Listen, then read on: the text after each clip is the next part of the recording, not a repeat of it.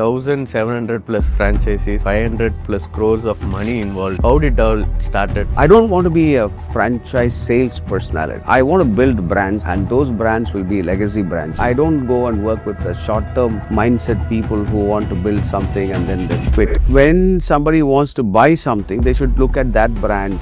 We reached Guwahati. As we were entering the hotel, we saw a shootout. Really? And we were petrified. I called my boss and said, look, this is what happened. He said, come next flight, we come back. You opened 300 stores in 2 years. That's like hiring 3,000 people. How do you actually do that? So when we do anything, we first look at the processes. So to hire 300 people, you need to have... I was operated on my spine in 2006. I thought my leg will not function because I could not walk. I remember conducting quarterly review meeting inside my hospital. Few of my managers who came from different places took turns to stay with me in the night. I used to tell my wife, no, my boys will come and stay, don't worry, you don't come. That was a commitment of mine to help my company achieve numbers. You've done everything inside India. You're giving consultation in all the Gulf countries. Is there any difference to do business in India and outside India?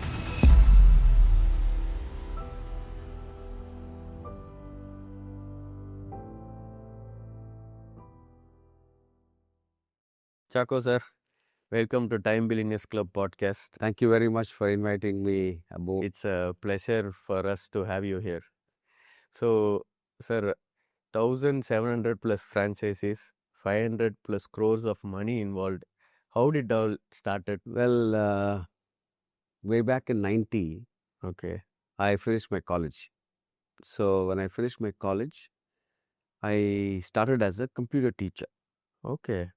So I used to teach Pascal, Fortran, COBOL, all these languages which are not very popular today.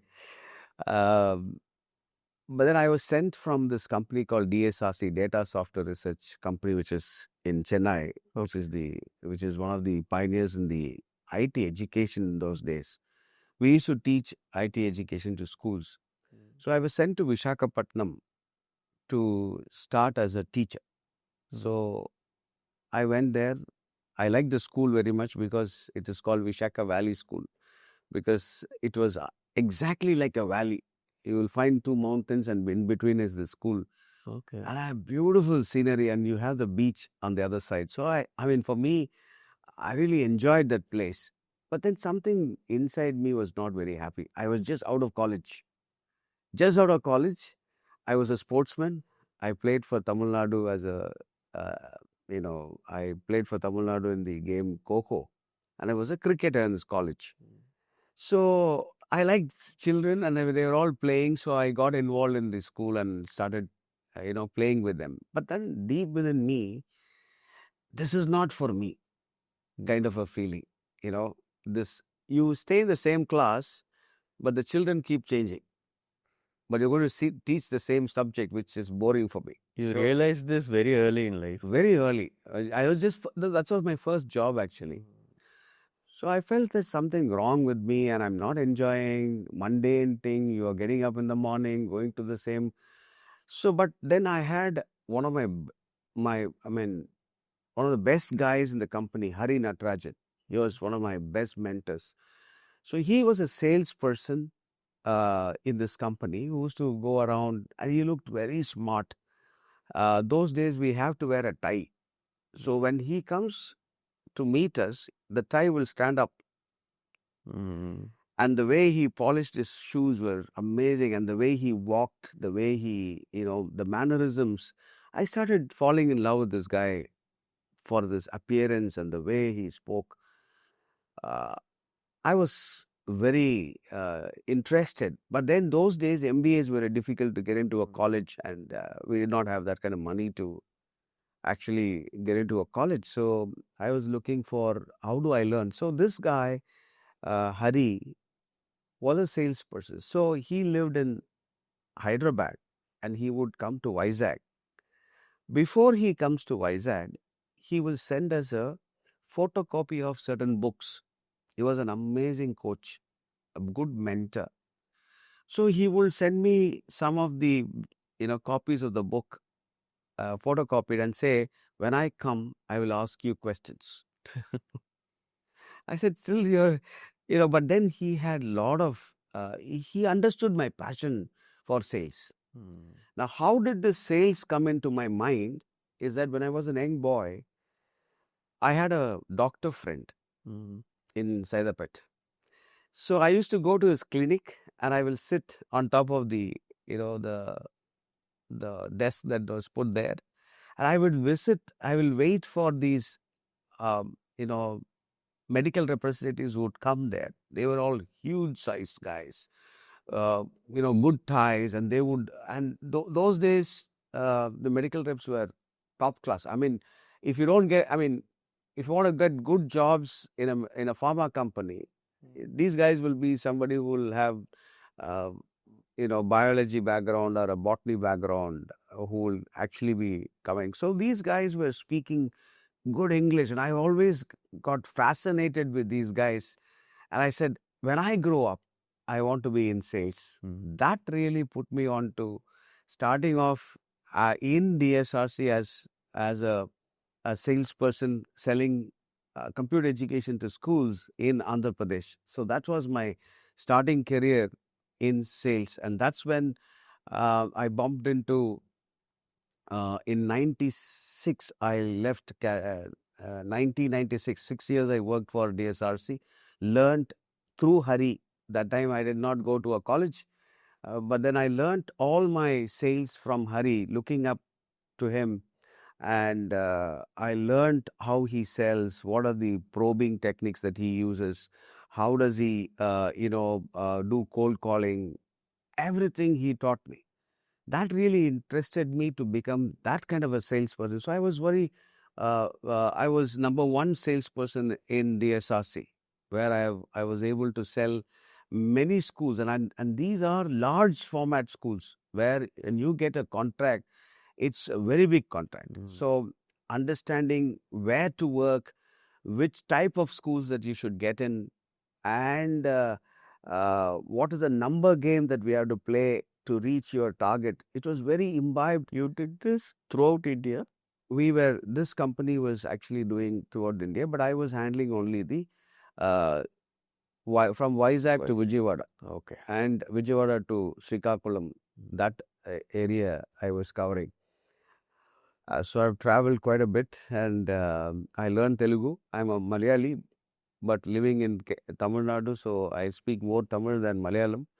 And then I went to Andhra, and I had to pick up the language because those days we did not have, the travel like the way how we are traveling today. So traveling in rickshaws, we need to talk to normal people. So we had to do, we have to learn the language and pick it up. So I speak good Telugu also today, Mm. and that was my early days of starting off. And the interesting part of getting into franchising was when I left uh, the first company, Soft Lab, DSRC Soft Lab. I saw an advertisement in Hindu which talked about a branch manager required for Vizag by SSI. I don't know whether you guys were born at that time. Uh, you know, Software Solutions Limited is one of the uh, pioneers in short term IT courses like Oracle, Mm. Oracle DBase, and all the stuff. So I just applied, and because I like Vizag and I wanted to stay in that city, I decided to apply, and I got a job in Vizag as the branch manager of the 12th branch of uh, SSI. Mm. At that time, the company did not franchise, but then you had NIT, Aptech, these companies franchising as very large companies that were franchising those days. They are the pioneers in franchising in India. If you really ask me, of course, there are Bata and other places, I mean, other players there. But then in the IT space, these were top-notch companies. So I joined SSI because it's a Chennai-based company, and I really wanted to be with in Vizag. And that was the change that happened of understanding the franchising business through the IT, Mm. organizations. Then I shifted from SSI to Aptech. I joined Aptech Visakhapatnam and did some fantastic work when the brand was dead. I was able to pick it up back into the market. Did lot of. That's a different story by itself. I can talk about how I built a natural. I mean, sorry, how I built uh, Aptech, which was a very classical example of a failure of a franchisee and the franchisor, and how the franchisor pulled me inside to ensure that they keep the brand up. That was a very classical. Maybe sometimes we'll talk about Sure. the case study of Aptech, how I built it. It was a beautiful story that I can narrate of real involvement of a manager who built the brand back to Mm. its glory. Then from there, I moved on to NIT, which was my dream company that I wanted to work with. And I joined NIT and then moved on back to Chennai uh, with CAD Center in Chennai. So When that's was me. this year? This was 2000. Okay. So in 2000, I joined CAD Center. So that's the story of how I got into franchising. Mm. And from there on, life stayed at There was no franchise. turning back. No turning back, 35 years, still in the same space, which I really passionately love. I don't want to be a franchise sales personality. That's not, I want to build brands, and those brands will be legacy brands. And if you look at the companies that I worked for, all are legacy brands. And you know, I don't go and work with the short term Mm. mindset people who want to build something and then quit. I did once with my own friends. We wanted to build a brand and I failed miserably along with them. So from there on, I took a decision that I will not work with, companies who don't have that passion Mm. to develop a brand. So franchising is developing some great brands with legacy that you leave behind, and also create an impression in the market that when somebody wants to buy something, they should look at that brand and Mm. buy products and services. So that's how I came into franchising. Okay. Sir, tell me this one thing. As a founder, even I have this question in my mind often. Is franchising mandatory for any business? Like, uh, are there other ways, or like who should choose as a businessman that franchising is the way forward for their business? That's a very interesting question. Not all businesses can be franchised, That's what I want to know. right? Not all businesses can be franchised. There are certain businesses which can be franchised, but the numbers of franchising of a business is possible because of the industry that you belong to. Mm. So when you belong to a particular car industry, right, is franchised, or they call it as dealership. Dealership. You look at how a salon industry has been franchised now. Mr. C.K. Kumaravel, the founder of Naturals, the pioneer in making this particular business franchisable. Can't even imagine that salon industry can be franchised. And I think he was the pioneer along with his wife, Mrs. Veena Kumaravel. They both actually built this brand so beautifully. And then came the entire gamut of, uh, brands which are franchising today. The same is the case with school education, Mm. right? Anything that can be replicated, anything that can be replicated in terms of, you have a model that you have created and you have the intent to make that model successful across the board, giving that, uh, basically you're teaching somebody else to do your own business by copying from you. Mm. So it's cut, copy, and innovate is what Mr. C.K. Kumaravel used to tell me. Cut, copy, and innovate. So some of innovation has to be there in any business. So if you are able to actually use uh, your own personal model, for example, a restaurant, Mm. and if you have the recipes, for that matter, I would uh, highly value collaboracy. uh, And are now they're in the expanding in expanding in international international markets. markets. Now, how did that happen? He developed Muruganandam. Actually, he developed a concept of chefless Hmm. cooking, right? Which is an innovation by itself. So, but did he not fail earlier? Yes, he did fail. But then he got up and he said, "No, my failure, I want to, wipe it out, and then I want to come out." Today, I think his expansion is happening in Australia, US, and other places because he from the pain point that he had, because he was trusting all uh, you know the cooks or the chefs who actually would show tantrums sometimes. But then he created a recipe that would easily be able to give it to customers. So understanding your own business, and once it is ready for scale, franchising is the best route because you will find people who will buy your products. Look at the retail as an example. Classical example is our Vijay Kapoor. Vijay Kapoor, when he started Derby, he did not do well initially. There were a lot of mistakes that he committed, but then he stopped franchising and he looked at the whole concept of clothing, jeans as a beautiful opportunity for people to buy different. Now I know because I get all my jeans stitched there, so I know how he does it because during the pandemic I sent him a message, Vijay, could you give me a fit that will suit me? He said, just wait for 2 months, you will have the store ready. Oh. So now that is also being franchised. So anything that is tried and tested with a good PNL, Hmm. where the owner himself is making profits. But I've also seen people who never make profits go and sell No, franchises. that's exactly my question.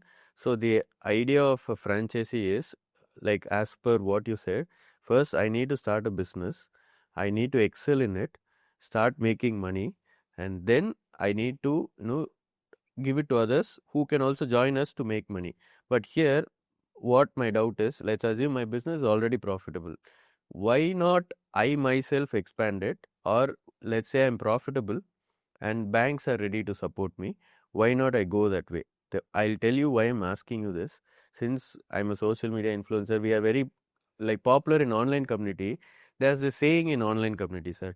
Whenever someone is trying to sell you something, most of the time it's a snake oil thing. So I just want to understand, okay, there are genuine brands. So why genuine brands, legacy brands wants to go for franchisee? Is it because banks might not come at the speed the founder wants to go? No, it's not like that. See, um, you can't put, let's say, you can't put 100 stores Hmm. on your own That's money. my exact question. So, what is the best way to do? Use somebody else's money wisely. Uh, But somebody else's money in a fraudulent manner, then there's no point. there's no point. So, if the ethos of the company and the owner has to be, I am here for a long haul, not I want to make quick money and then go. If that is the intention, then you see so many brands are dying. Hmm. So, if you want to build legacy brands, you need to have systems, processes, people, good people should work with you. You may have a lot of processes, but if you don't have good systems, if you have don't have good managers, and managers are all, the managers should also be ethical. Hmm. If you don't have a team who is ethical, who buys into your vision to build a brand, then you can't build a brand. Hmm. So I strongly believe any brand that has longevity that they're looking at should have good people working for them. Now you may ask me, how do you define these good people? Yes, that's my exact Yeah. question. Next Good question. people, I would like to say, who doesn't take a bribe for selling a franchisee or buying a franchise, selling a franchise, or setting up the franchise. There are a lot of things that are happening in the market. Now, why brands die? Because I've seen, a franchisee will tell this is the cost of your franchise business. But then by the time they complete the business, the cost would have gone 30% higher. Where is that 30% going? I don't know. Where is that 30% going? I don't know. Sometimes it will be 50%. So, initially itself, when the franchisee is starting at a very bad wicket. So these are the indicators. These are the indicators that the brand will not stay for a long. If you tell a franchisee the pricing of this particular 1,000 square feet, this is what will happen, this is a number of people, this is what your investment is, 10 to 20% here and there, 10% here and there is okay. But if it is going beyond 50%, there's something wrong with the brand. So that means either your calculation that you're doing for the project is underrated, and you're telling, for inviting franchisees, you're telling lies and actually selling, or there is something happening behind this. I think you pulled out some things which I don't want to say, Yes. but you pulled it out from my mouth. But well, I want to tell this because I want the investors who are coming or buying a franchise should be very careful in choosing the brand which is ethical. That's why I'm able to share this, because if you're not, if you're, I remember when I used to sell franchises in those days, Barista Coffee. I love that brand. The reason is they will tell your cost is this much, and they ensure that the cost remains inside that. That's the duty of a franchisor. Any franchisor who's not looking at that particular investments and allowing the franchisee either to spend more than what is required or making the franchisee spend is not a good sign. There should be a cost limitations. So some of them will say, I want to do very well, so I want to do more than what the franchisor is telling. Not necessary. A business that needs a certain amount of money, that's enough. If that is what you're doing, then I think the system will really work very well. Okay. Sir, like let's assume it's been portrayed franchisee is the easiest way to start a business. Commonly. So let's assume that I'm a 30-year-old. I have worked for almost 8 years and I've saved some money. Let's say I have 50 lakhs. Now that I'm done with my corporate job, I want to start something. So, but I don't have any idea about business and I don't even know what I like. That's when most of the youngsters start to think about franchising. So, as a 30-year-old with 50 lakhs in hand, what should I start or how should I start, sir? Like, what would your advice be for franchisees? Very nice question. I mean, I think it's a very pertinent question to the market to educate your audience. Uh, if I have 50 lakhs in my hand and 30 years old, I can take a risk. But how do you take that risk? Assuming that I had that passion for sports, or I had something else in my mind. Let's say I love retail because I like stores and I like food. Sometimes I may like food. Now, what is that real liking? You need to search, or what we say is the ikigai. Now, when I have that money, what do? Is I want to find which segment attracts me. With 50 lakhs, he should decide which segment that he wants to go. Then you need to do a research of the number one brand in that segment, 1 up to 10. Do a research, find out the investment capabilities, figure out if that brand is in his territory. And if he doesn't have, okay, first two brands have come in, so for a third player, there's an opportunity, then he brings in the third franchise brand into that location. But if you're going to go to the 10th brand, you will not be, because your first brand will take away all the money. So maximum you could do is 2 to 3 brands that you are looking at. Beyond that, if you go, you will not make money. So this is how you do an evaluation of how to invest a 50 lakh into a business which gives you satisfaction in life. It sounds like too much work, but in reality, what people are doing in my friend circle, They just have money they want to put in somewhere, and they just want to start a tea shop in the corner of the street. And most of the time, they tend to close it within 6 months to 1 year. Well, you would have seen Nia Nana. Yes. I think Gopinath did a wonderful job of creating great awareness to the market of how people are losing their money in franchising, which is a scam today. Right? People have. I'm not saying that there are. Not every brand is doing scamming, but I want to tell you that anybody who invests more than 30 lakhs in a business will be serious. So that's the benchmark. That's a capping. Capping, okay. If anybody who is able to spend 30 lakhs for a tea shop, you will put 3 lakhs. And what will you expect from that business? And you have tea everywhere available today in the market, right? So any brand which is able to give a good ambience, good tea with good service quality, people would like to go there because today people want to use a Wi-Fi.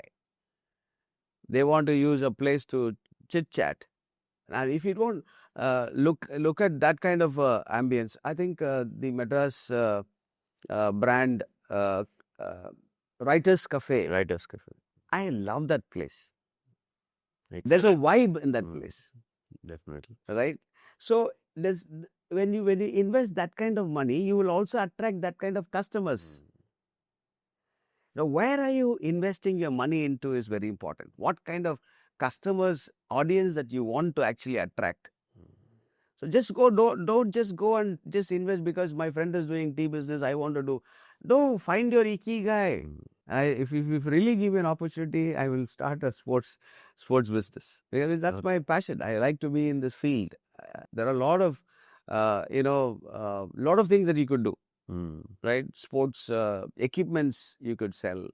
You could today supplements are there. You can do a gym. Quite a lot of opportunities are there in the sports arena today. You can hold a league today, right? Today, my friend David is actually wanting to franchise Football Plus, where it's a league, and he's sending people abroad. Now, that's his passion. So when I meet him, he will never be failure. You understand what I'm trying to say? Yes. He will never be a failure because he's always in the football field. And I can see that he's involved. He's thinking, innovating, bringing in coaches from outside. So a franchisor should be able to innovate and continuously give new essence to the whole business. If you invest in that kind of business, I think you are stable. There are multiple types of franchises. For example, I only know FOFO and FOCO. So how a franchisee should pick, sir? Again, should I be involved in the business operation initially, or should I go for a company operated options? What would you suggest? See, why are you becoming an entrepreneur? There is something within you that you want to run a business. You don't want to create something. Somebody has created a business. You are just you're plugging and playing in it. But then, even if you buy McDonald's or if you buy KFC, you have to work. People think that if I put a KFC board, money will come. No, it will not come. It will not come. Is it? Yes. How it will come, I will tell you. When you put the board, first day customers will come. Because that is what the pull of the brand. But if you want to be the number one QSR restaurant in that area, it's your responsibility to understand what people are asking for. You will have to do your flyers. You have to do your digital marketing for that local hyper local activity that you have to do. You'll have to have good staff. You will have to have some fantastic trained people, good managers who will smile. But that's what the franchisor gives training for, right? Correct. The franchisor is giving training. But if you are not involved, do you think that it will run automatically? So you're saying involvement is mandatory. I would always say the franchisee should be very much involved in running a franchise business.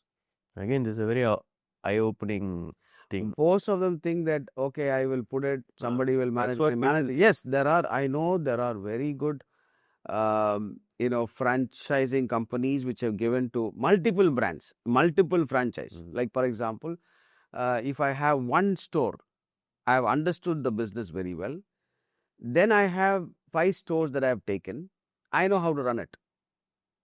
So I will have a process. Mm. Morning, who will open the shutter, who will close the shutter. Everything is. But then you are involved in that business. The stock, right? You're sending the stock. So is the stock being purchased correctly by the manager?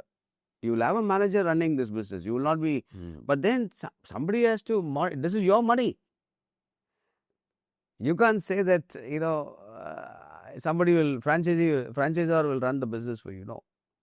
So as a franchise specialist, I will always say that any brand should ensure that the franchisee is involved. That's why we ask this question: how much time will you give for this business?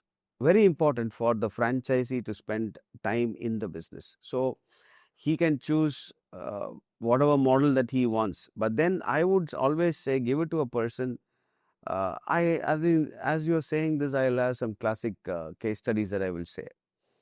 I made a mistake in giving a franchisee to a very big company Mm. in Cochin. I made the same mistake in Ahmedabad when I was working for a company.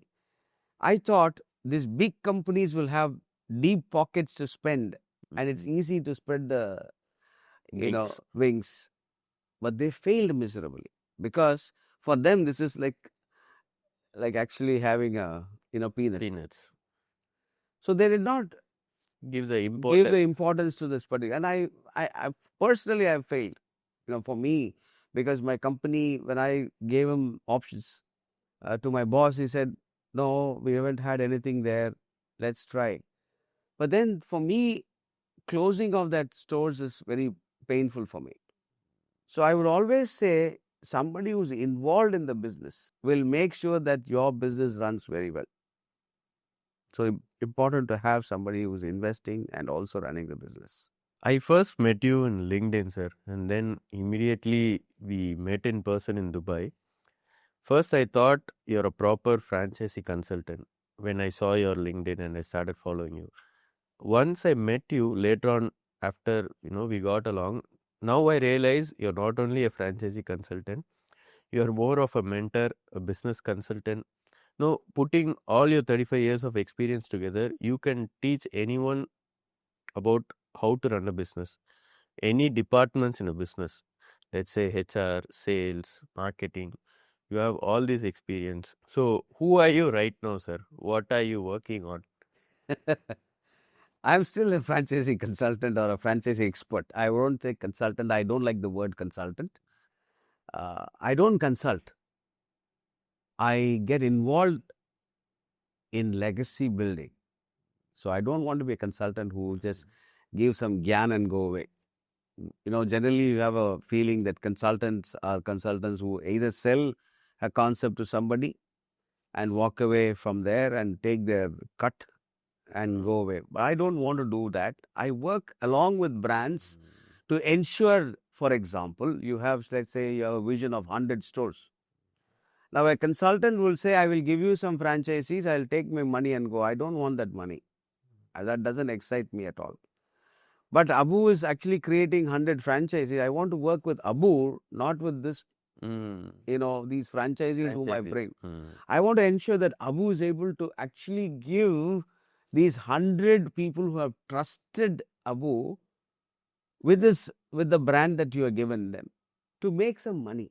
So it's important actually to ensure that myself as an expert working with Abu, to ensure that this 100 stores are doing well and they are making money and we as a company are making money. So I would like to get into that space, not this one-time sales guy, which I don't like. So I work with legacy brands. I take up a project Mm. and then travel with the company and ensure that they are profitable. So look at HR, sales, marketing, digital marketing. I love digital marketing. And I have a PR guy basically. So I love to involve in the company's PR, help them, give them guidance. I don't want to do everything myself, but then being part of the company to ensure that each department functions in a way that you're servicing your franchise. That's more important to me. Sir, you mentioned you opened 300 stores in 2 years. 2 years and 6 months 2 years, for 6 Green months Trends. for Green Trends. What is the intensity of speed you work at, sir? See, again, I'm a very time conscious person. I know the value of time, but in general, I feel Indians doesn't value time. So 300 stores in 2.5 years means at least if you keep 10 staffs per store, that's like hiring 3,000 people, which is you need to hire minimum 300, 200 to 300 people every month. And how do you actually do that? How do you work at this scale and speed? Uh, well, that's a very pertinent question that you asked me. See, when you do franchising, it's not one man show, Mhm. first of all. I was working for Green Trends, which is the Kevin Care brand. Mm.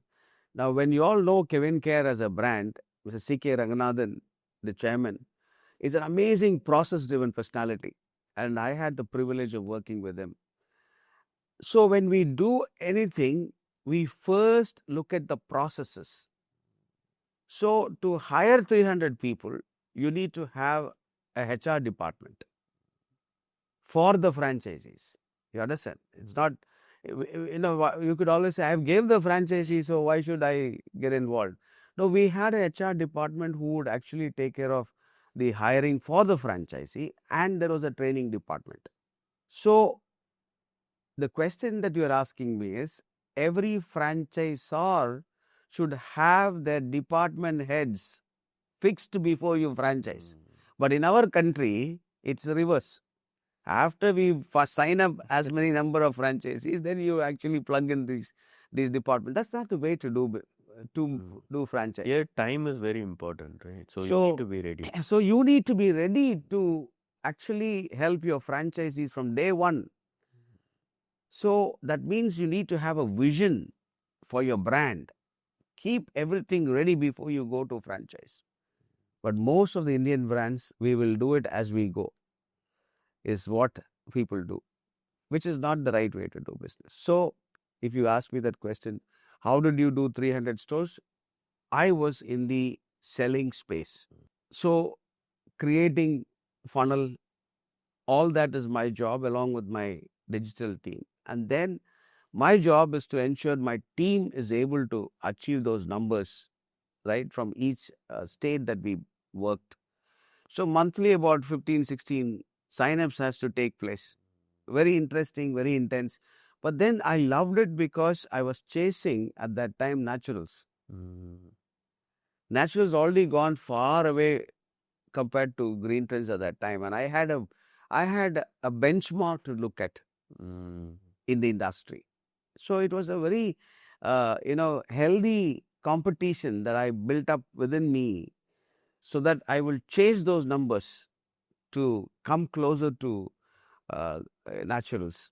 So it was being a sales guy, understanding sales and how this whole thing works, the numbers.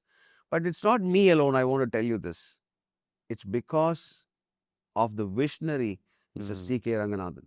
That's very important. Mr. C.K. Ranganathan is a visionary. He has And, given you the space to thrive. and exactly. And Mr. Gopi, my boss was Gopi. We all work together. It's not me alone. That's what I'm saying. It's not me, but I had the passion. I'm the first franchise head of Green Trends. I had the privilege of creating this 300 along with my team there.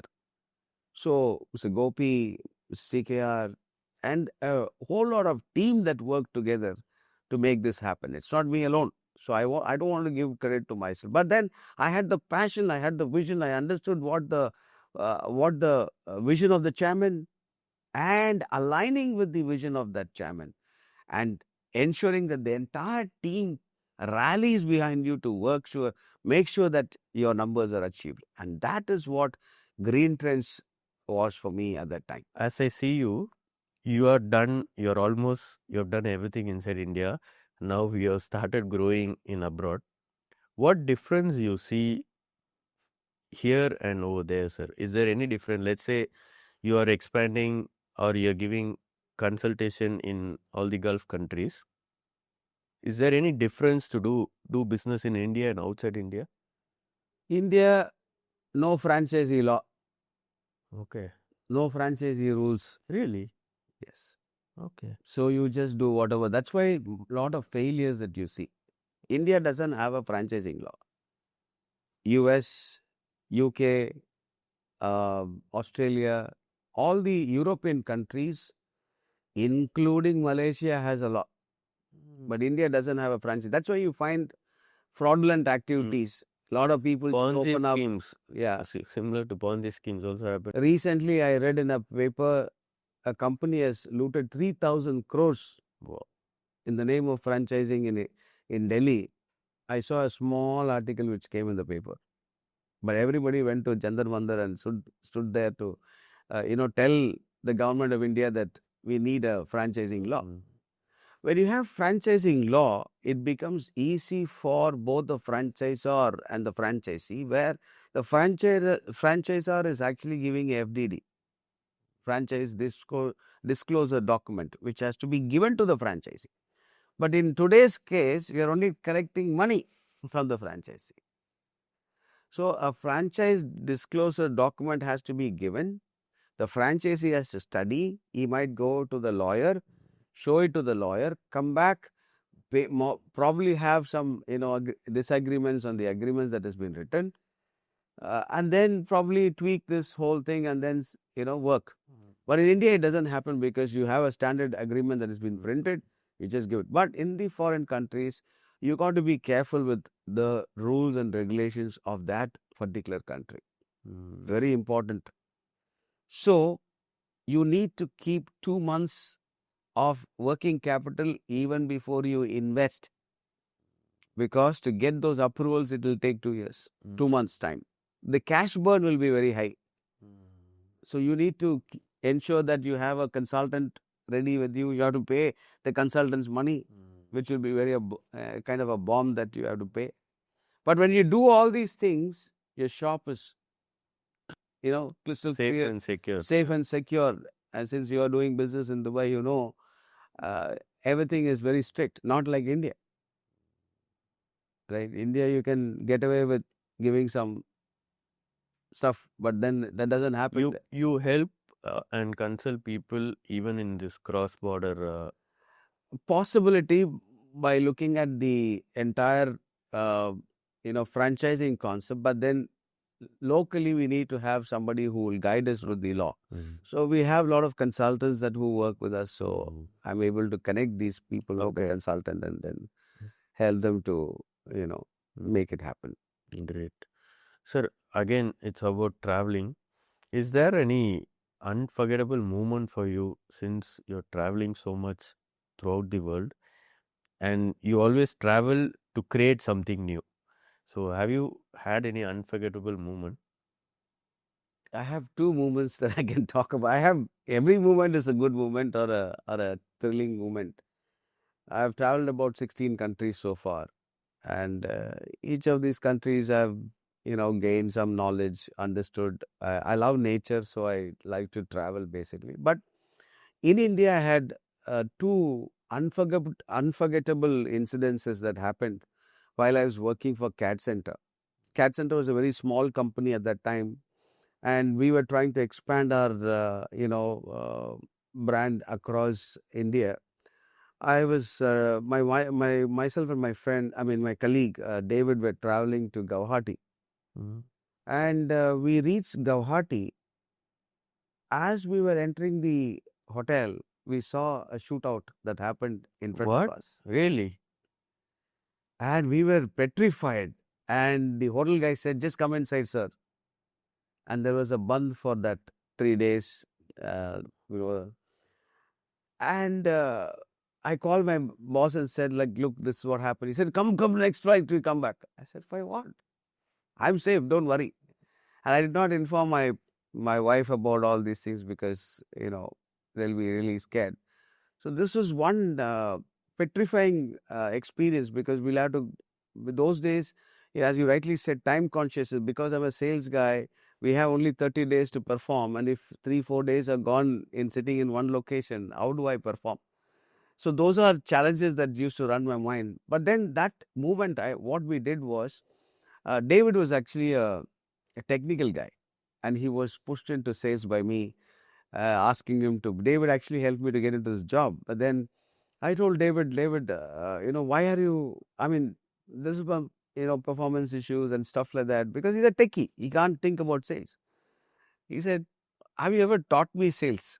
So what we did, those 3 days were beautiful days in my life, where I fixed up white papers. We, you know, Mm. taped it out, put it on the wall of the room, Mm. and then I taught sales to him. And these are unforgettable moments. And that year, he did 100% of his target. Wow. That's one of the very uh, I mean defining moment in my life of helping somebody to reach his target. Just to tell you this, there's another one that I want to tell you, is that I was operated on my spine in 2006, since I was traveling a lot. And I thought my leg will not function because I could not walk with my L5S1 protrusion that happened. But then, I went into the operation, came back, everything was all right. But then I remember conducting a quarterly review meeting inside my hospital bed, where few of my managers who came from different places took turns to stay with me in the night. I used to tell my wife, no, my boys will come and stay, don't worry, you don't come. But that night, we were actually reviewing the business. That was a commitment of mine to help my company achieve numbers along with my boys. The boys did a fantastic job. That's one incident that I can remember. The other one is very, very, very interesting stuff that I can boast about or talk about. Is that we were myself and Anil Yadav. Anil Yadav was the manager who worked with me in Delhi. Anil and I were traveling to Jammu, and this is early 2000, that time, where the terrorist attack was very much on India, right? And uh, every day you will find shootouts happening, and you will find that curfew is happening in Jammu. So we were traveling to establish a center in Jammu or Srinagar somewhere, and then suddenly at about 4:30, we hear lot of firing, and the bus stopped. So we were sleeping, and suddenly the bus stopped. I was wondering what's happening, why are they stopping? Then said, terrorist attack going on. Oh my God. And we were all not allowed to get down. And slowly, after some time, we got down. Then I realized how this terror attacks happens in places which we have not experienced, right? In this part of the country, it is very fearful at that time. Will we go forward, or will we return back? After a certain time, when the lights came in, slowly we were asked to take another route and go. But I proceeded in my travel continuously, and then went there, signed up a franchise, and then we came back. Wow. Now, these are some of the defining moments in my life. Now, another interesting thing that I did was, as I told you, I was living in Vizag. I had actually signed up a school in Kakinada, which was another 3-4 hours journey from Vizag. And I had to get back because I have a training program. In those days, we had stipulated time trains. There's not much of trains like this, how today we have so many. And I also missed the bus, I think. And I had to get back to work, and not much of money in my hand, because we were bachelors at that time. So money would come late from the company. Somehow, something happened in my mind. I said, let me take a lorry. Mm. and I jumped into a lorry. And in the driver's seat, there's a seat next to him. That guy was looking at me and said, "You're looking very nice, but how come that you're traveling?" No, I said, "I wanted to travel." From so I got into this lorry, sitting in the front. I could see the entire road and the way that these are some of them use those betel Prawn nuts masala. and masala, and then they would smell. Oh my gosh, that was a another incident that I can remember where I traveled and I slept off. But then I suddenly saw a lot of women sitting next to me, uh, because these guys would stop somewhere for tea and then pick them up and then drop them in the next. So it was a very very awkward situation. But then I mean, I had to do it because next day I have to be there in the morning to sign up a agreement or a training program way back. So these are experience that has made me tough. Mm. And 165 days in a year I traveled in those days, and I enjoyed this travel. And this is because of legacy brands that I work for, and the commitment as a franchise head, being there for the franchisees to help them think that there's somebody. Today I see a lot of managers leaving companies and quitting their brands, and brands also don't take care of the managers. The somebody who is committed to build a brand along with the boss, I think should be considered to be part of the Asset. Yeah, they asset are to the asset. company. But today, no owners has come. Anyway, a lot of people will come, a lot of Mm. people will go. But that's not the case in those days, the early 90s, because we committed our lives to the company that we worked for. Because probably we did not have options, but today's Gen Z has different options. So I mean, chuck the job, man. I mean, I don't care the boss, what the boss tells me. And they can find jobs, but then we in those eras that we worked, I think it's a commitment that we had for the company, and also our salaries were all Mm. very important to support the families. Today, every family is wealthy. Your dad is there to take care of your meals. Then what are you worried about? So even managers chuck the jobs that as quickly as possible and move on to doing something of their own passion. So this is something which really encouraged me. A commitment to achieve Mm. was there inside me, and that drove me to do all these things as I traveled, and a lot of experience in going to different countries and enjoying food. I like to watch different places, different. I enjoy, so work and pleasure was one of the things. Mr. Parthasarathi, the chairman of Cat Center, I really had a great relationship with him. He was like a mentor to me, uh, where he will tell me. I remember both of us going to Amritsar. Mm. Those days, when you go, that's when all the terrorist activities and all that are happening in those days. And when we landed in Amritsar, he told me, "Chax," he calls me Chax, "Chax, take the car, just enjoy the city." The boss, which boss will tell like that? Mm. They'll always say the cost, right? But then he said, take the car, go around the city, do the mapping of the city. At the same time, you stop. So I was able to, Mm. visit uh, Golden Temple. Mm. I was able to visit Jallianwala Bagh massacre that happened there. I also went to the, Wagah border. So all this the company paid for. Otherwise, I wouldn't go and see all these places. But then that's what sales. I mean, sales helps you to actually look at new locations. Any location that I go, I'll ensure that I'll tick off some places that I Mm. want to see in life. But that has cost, because you're Definitely. actually risking yourself to risk many a times life, and then help to go and build a company and the brand. So I'm very passionate about doing this. Sir, one thing I don't understand about you currently, you have seen everything in life, the highs and lows of life. You have worked for people and you have had your own business. You, I think you also mentioned there were times where you thought about suicide also. Those were the lowest part you have done. I think you are the first person I'm meeting who have done almost 8 degrees, right? And also you have done PhD. So What is driving you today, sir? Probably, if I were you, I would have retired. What is driving you today to still keep doing things? Well, my first failure, you know, came when I did my 12th standard.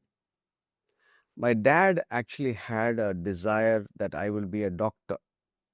So he bought Velour application, CMC application, and I did my entrance. And then the results came, I failed in maths. No. That really put a shame. Actually, we Indians and Asians basically are from the shame and guilt culture, Mm. right? We are actually shame and guilt culture people. Failure is actually considered as a shame, Shame and not as learning. not as a learning. And I come from a community where, oh, your son failed. That is earlier. But today, failure is considered as, it's okay. You can, clear it off and move on. So that those days were very shameful for me, and I would never get out of house. I would to hide because I was very good in sports. I was also a good student in school, but somehow math did not work for me. I failed only. Probably if I have passed, my life would have been so different by now because I would have been in MCC, the college that I really wanted to study. But then because I failed in math, the second year I tried to get into MCC, they said, you're a sportsman, why do you want to take max? So I want to take max to prove a point, saying that I'm good at math. But that was not a good thing to do. But then I took BSc Maths. I joined Qaida Millat College. That's the only college which had the last minute application that was available. And I went, met the principal myself. And he was so happy to welcome me with all my credentials and a sportsman. And then he said, son, I will give you a seat in BSc Mathematics. And I was very happy to get that, seat. And I did BSc Mathematics. Where I failed, I decided to invest my time and effort. And I did my BSc Mathematics. But I don't remember any math today. And I didn't want to also because I'm more a management guy and a people guy. Probably HR, if HR was so famous at that time, probably I would have been in HR because I love people and I like to engage with people, leadership skills, train leadership skills. I'm a John Maxwell trained leadership coach. And I'm also a coach by nature because of my cricket, my hockey. I played hockey, I played volleyball. So I'm a driven personality. Self-driven. Self-driven, which is good or bad, I don't know. But that's the way I am wired. So any task I take, I ensure that I go to the depth of the whole problem and then ensure that there's a solution given to that company or to the problem that people say. So you think you cannot sit idle or retire in life? Well, I cannot retire and I don't want to retire. There's a reason for this. You're asking me. Recently, I watched a video of an old man who was talking about how every decade of each of us get shaped. So he was talking about 60 to 70 as the prime year of a person. I said in India, 58, 60, we are down, finished, right? So when I saw that video, that really encouraged me, and I said, no, I have another life that I'm going to pick up. 58 to 62 years of marketing myself as a brand. Wow. I'm a sales and marketing guy. So if I do my things correctly for next 2 years, my 60 to 70 will be very fruitful. And I will be useful to people, which I want to be. I want to be surrounded with good people whom I want to invest my time and effort. People say that they're making a community. It's all for money, but I want to give my knowledge. But money will come. I'm not saying that I will not take money, but money is not my prime motive. My motive is to help others. As I help others, money will flow. is what I think. Even if it doesn't flow, God has given me certain talents. And if I am useful for people in this world, that is more than enough. When I die, at least 1,000 people will cry. That Wow, is one of the visions that I wrote in my vision statement. that's a powerful vision. I was in a conference in 2005 which changed my life. And that's where I said, what do you want to write in the tomb of yours? I started imagining, when I die, in my tombstone, what is that one word that I want to leave behind?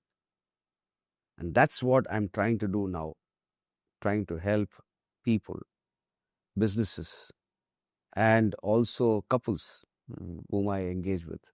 That's my next question. So, since it's always about people for you, and I've seen like we also studied psychology, what what are you doing in this space, sir? Now? Yeah, I've never spoken much about this space, especially. Uh, I love training.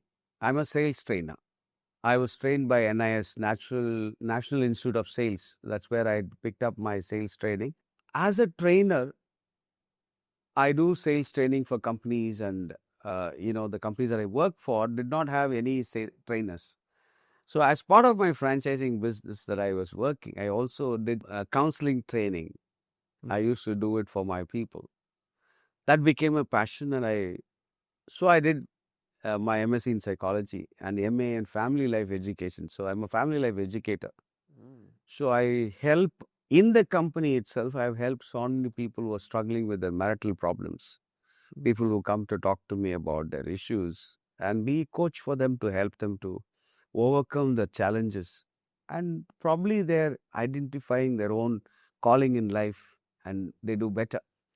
mm, So, this is something which I do naturally wherever I go. Even business owners have come to me, franchisees who have come to me. Many of them don't know what I have done for them. They know what I have done for them. I remember a owner came and said, I'm going to quit my marriage. That's going to cause a lot of issues to that family. And for me, my brand will also go for a toss. mm, If he's going to be mentally uh, unstable at that time, business will not happen. So I took him to a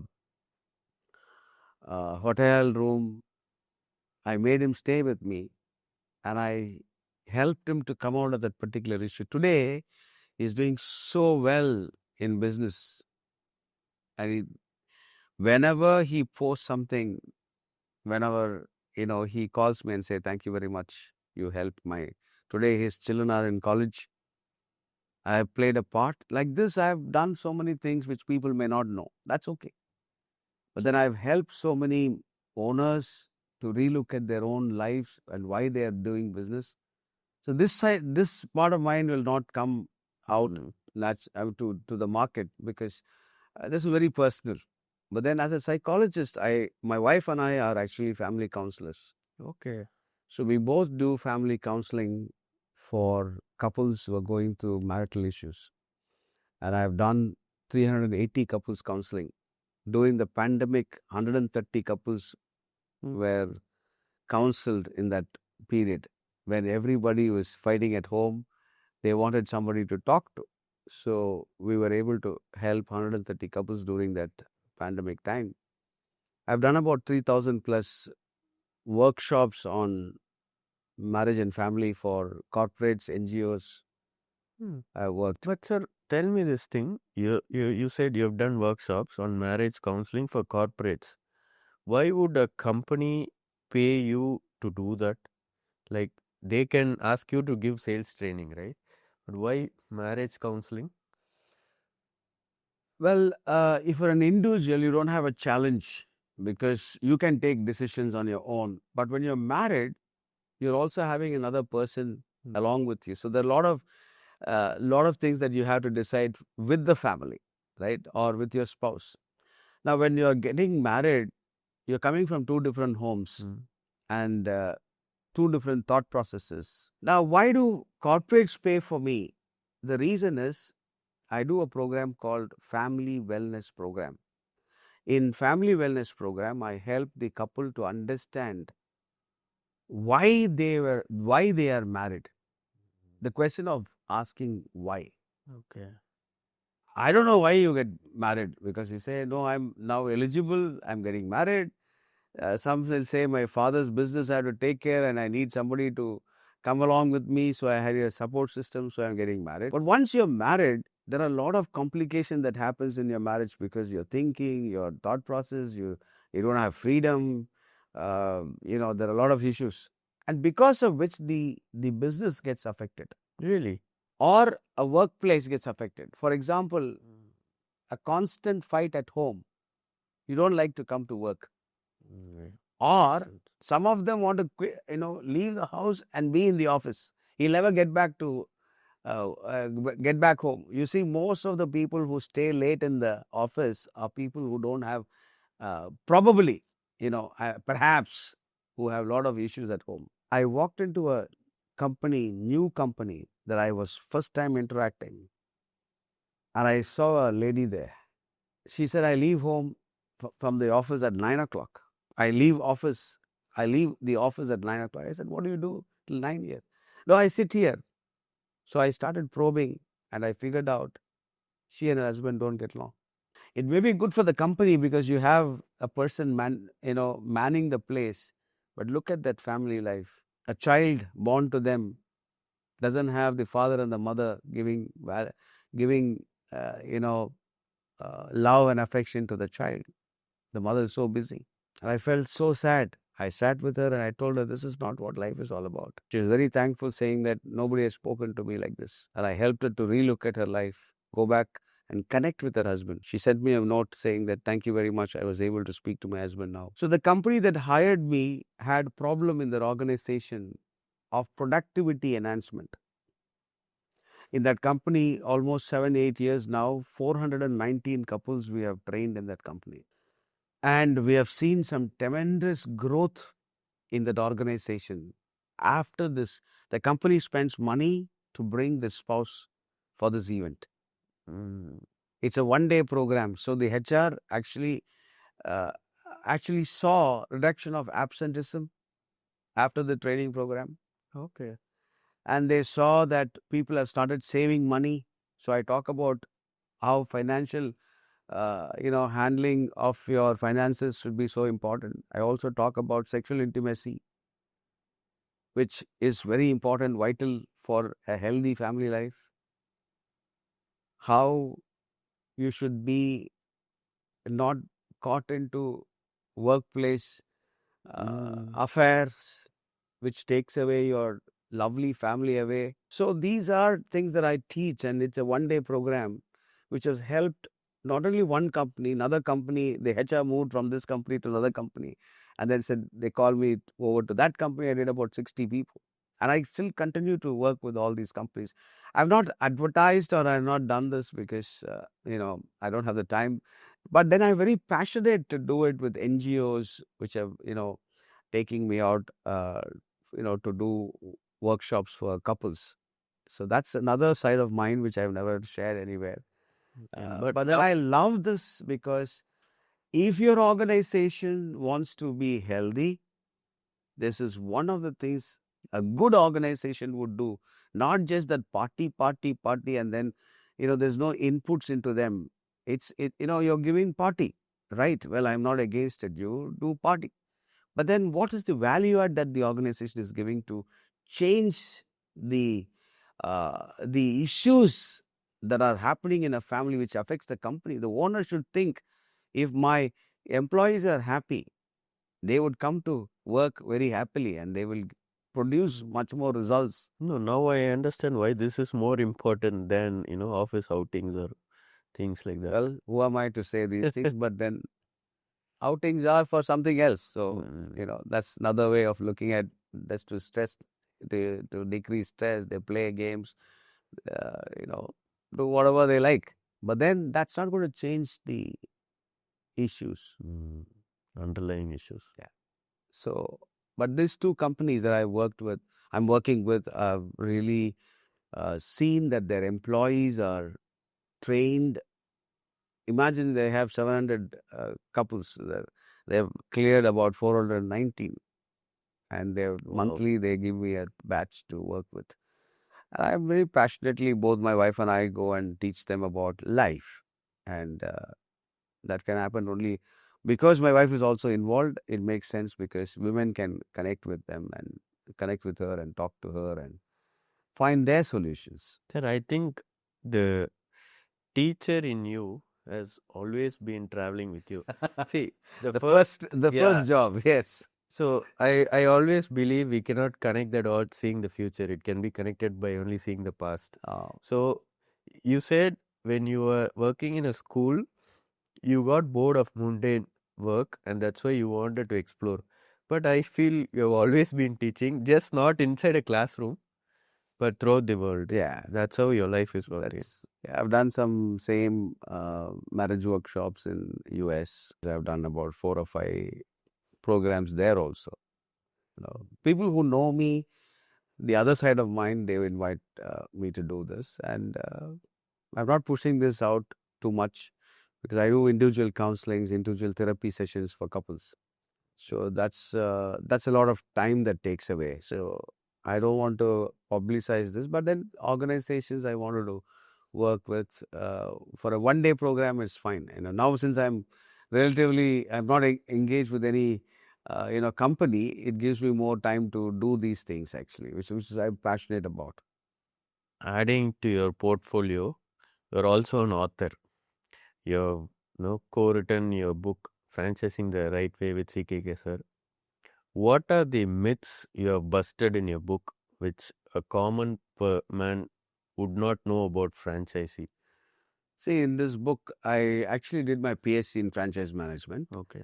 And while doing my PhD, I had stumbled into a lot of literature that I've seen, different companies, different products, different segments that have worked. So, what I've done is this is like a textbook for a guy who actually wants to franchise or take a franchise. Franchising. So, they could actually take this book and read through, and there are a lot of formats that I've given, checklists that we have to look at before buying a franchise.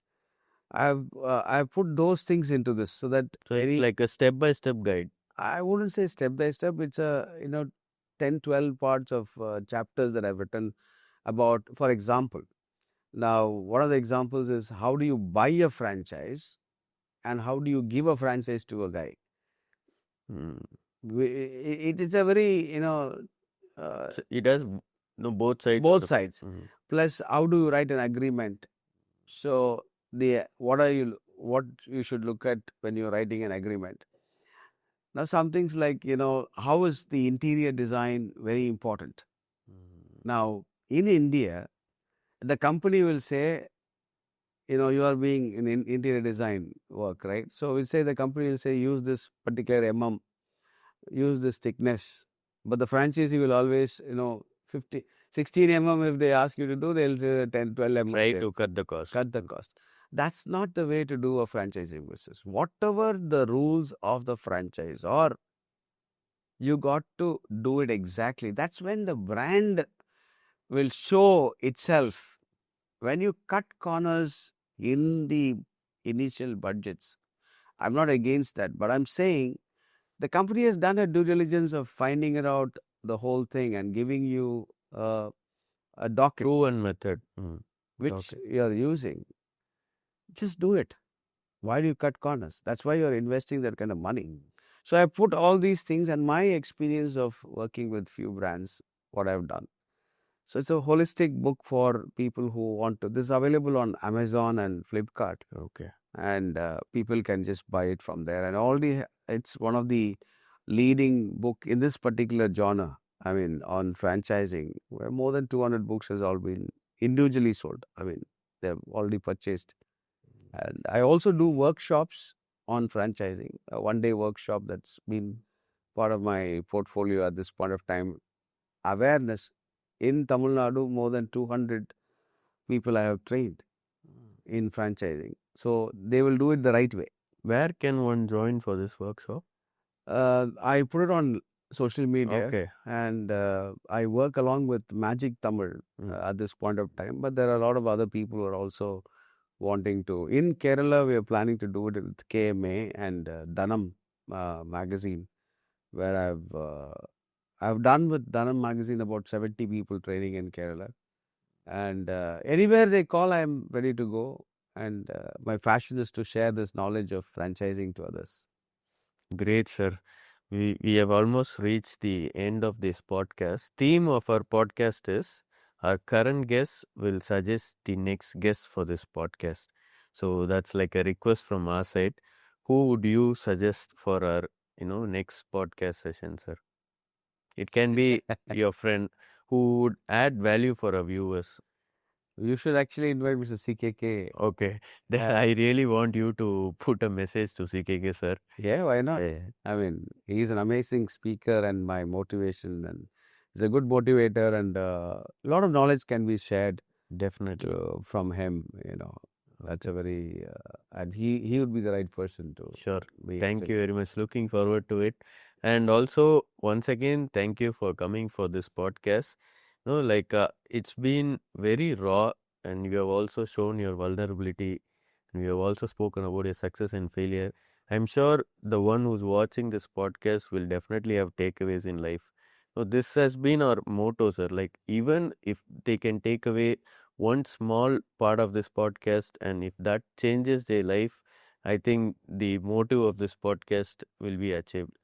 Thank So you very much, and I'm sure that your people who are watching will surely take something definitely, from my life and also from the career that I've built the last 35 years. And I mean, anytime there are certain things that we have not dealt with because of yes, time, but there are how I built teams I want to share, how I built brands with issues that I have faced on the field. That's something which, maybe for another day we sure, can talk. definitely, maybe a part Yeah. two. Thank you very much. Thank you very much, sir. Thank you very much. Sure. Thank you very much.